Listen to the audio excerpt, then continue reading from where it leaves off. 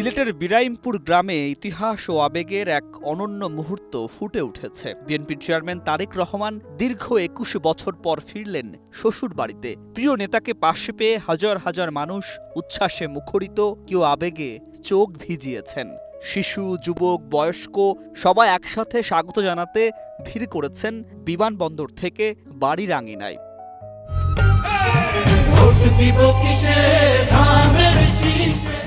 এই সফরের আলোচনায় এক কথায় উঠে এসেছে মিনিস্টার বাড়ি।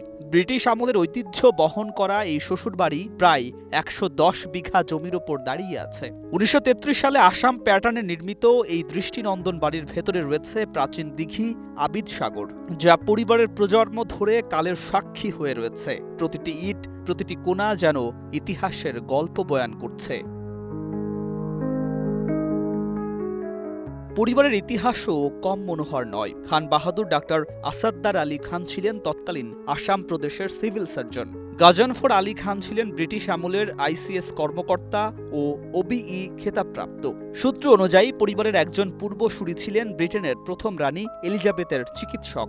এই বংশের গুণীজনরা সমাজ ও শিক্ষায় যে প্রতিভা রেখে গেছেন তা আজও যেন বাতাসে প্রতিধ্বনিত হয়। তারেক রহমানের সহধর্মিণী ডক্টর জোবাইদা রহমান ১৯৭২ সালে সিলেটে জন্মগ্রহণ করেন।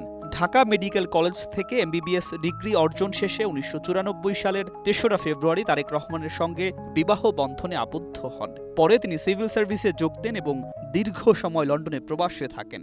২০২৫ সালে দেশে ফেরার পর তার উপস্থিতি এই ঐতিহ্যবাহী বাড়িকে আরও আলোয় ভরিয়ে দিয়েছে।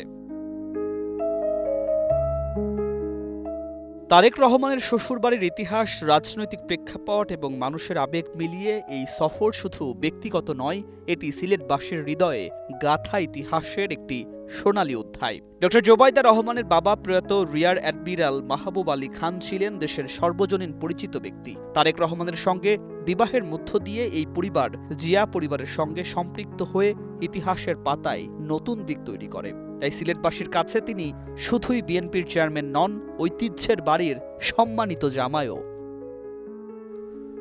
News desk, ২১ television.